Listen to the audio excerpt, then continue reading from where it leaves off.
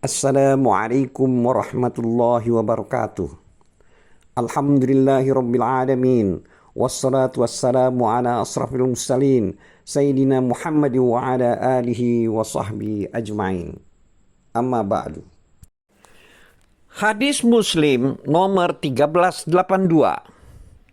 Diriwayatkan dari Ibnu Umar radhiyallahu anhu bahwa Nabi sallallahu alaihi wasallam melarang gaza.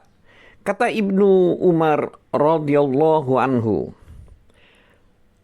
aku tanyakan kepada Nabi, apa yang dimaksud dengan ghaza? Maka Nabi menjawab, kepala bayi yang digundul sebagian dan disisakan lagi sebagian. Hadis ini juga diriwayatkan oleh Al-Bukhari nomor hadis 5920.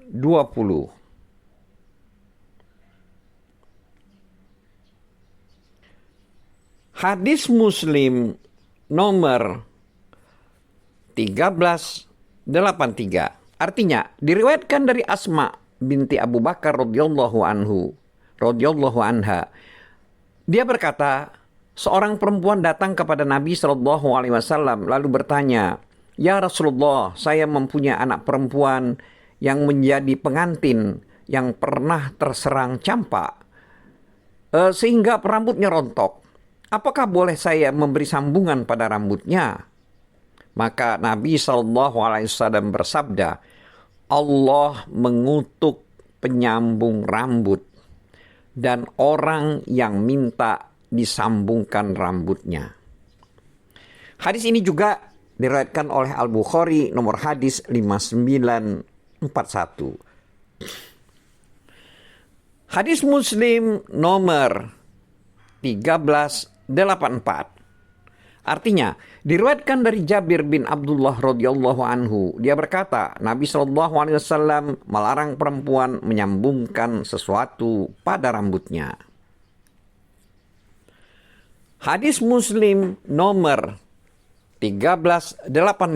Artinya, diriwayatkan dari Humaid bin Abdurrahman bin Auf bahwa dia pernah mendengar Muawiyah bin Abu Sufyan radhiyallahu anhu berpidato di atas mimbar pada musim haji setelah dia mendapatkan rambut pasangan di tangan seorang pengawal. Hai orang-orang Madinah, di mana para ulama kalian? Aku pernah mendengar Rasulullah Shallallahu Alaihi Wasallam melarang rambut seperti ini. Dan Rasulullah Shallallahu Alaihi Wasallam bersabda, sesungguhnya Bani Israel itu celaka ketika istri-istri mereka memakai rambut palsu seperti ini. Hadis ini juga diriwayatkan oleh Al-Bukhari nomor hadis 5932. Hadis Muslim nomor 1386. Artinya diriwayatkan dari Abdullah bin Mas'ud radhiyallahu anhu. Dia berkata, Allah mengutuk orang-orang yang mentato tubuh, orang-orang yang minta ditato, orang-orang yang mencabut bulu mata, orang-orang yang minta dicabut bulu matanya, dan orang-orang yang merenggangkan gigi untuk memperoleh wajah. Yang demikian itu mengubah ciptaan Allah. Kata Abdullah bin Mas'ud, ucapan saya itu sampai kepada seorang perempuan dari Bani Asad yang bernama Ummu Ya'qub yang pandai membaca Al-Quran.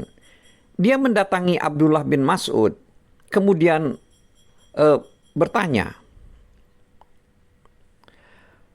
apa maksud ucapanmu yang sampai kepadaku bahwa kau mengutuk orang-orang yang mentato tubuh, orang-orang yang minta ditato, orang-orang yang mencabut bulu mata, dan orang-orang yang merenggangkan gigi, yang semua itu mengubah ciptaan Allah untuk memperoleh wajah? Abdullah bin Mas'ud menjawab, mengapa aku tidak boleh mengutuk orang yang dikutuk oleh Rasulullah Shallallahu Alaihi Wasallam? Yang memang tercantum dalam kitab Allah Azza wa Jalla. Perempuan itu berkata, aku telah membaca seluruh lembaran mushaf Al-Quran. Aku temukan itu. Kata Abdullah bin Mas'ud, sungguh jika kau telah membaca Al-Quran, pasti kau akan menemukan. Allah Azza wa Jalla berfirman, yang artinya, apa yang disampaikan kepadamu oleh Rasulullah Sallallahu Alaihi Wasallam, maka ambillah, dan apa yang dilarang oleh Rasulullah Sallallahu Alaihi Wasallam, maka jauhilah. Surat Al-Hasyr ayat 7.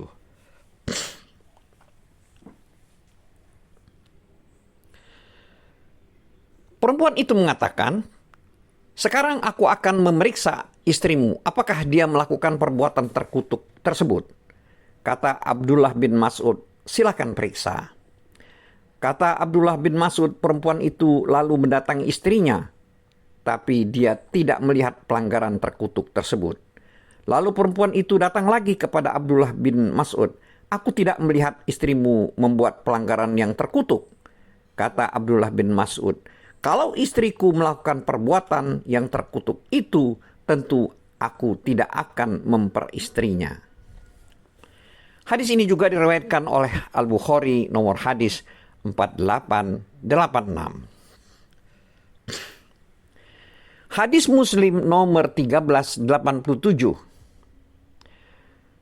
Artinya, diriwayatkan oleh Asma radhiyallahu anhu, dia berkata, seseorang perempuan datang kepada Nabi Shallallahu Alaihi Wasallam lalu bertanya, saya mempunyai kebutuhan. Apakah saya berdosa kalau saya berhias dengan menggunakan harta suami saya yang belum diberikan kepada saya? Rasulullah Shallallahu Alaihi Wasallam menjawab, orang yang berhias menggunakan harta yang belum diberikan kepadanya adalah seperti orang yang mengenakan 2 lembar kain yang penuh dosa. Hadis ini juga diriwayatkan oleh Al-Bukhari nomor hadis 5219. Hadis nomor 1388. Artinya, diriwayatkan dari Abu Hurairah radhiyallahu anhu, dia berkata, Rasulullah Shallallahu Alaihi Wasallam telah bersabda, ada 2 golongan penghuni neraka yang belum aku lihat. 1, orang-orang yang membawa cemeti bagai ekor sapi yang mereka gunakan untuk memukul orang lain. 2, para wanita yang berpakaian tapi auratnya terlihat, yang memikat hati pria dan berjalan lenggok-lenggok atau suka merayu. Rambut mereka dibuat seperti punu onta yang melenggak-lenggok.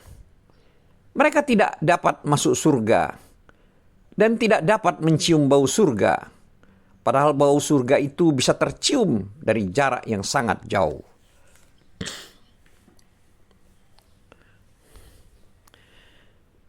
Sebagai keterangan, maksud dari auratnya terlihat itu karena mereka berpakaian yang ketat atau berpakaian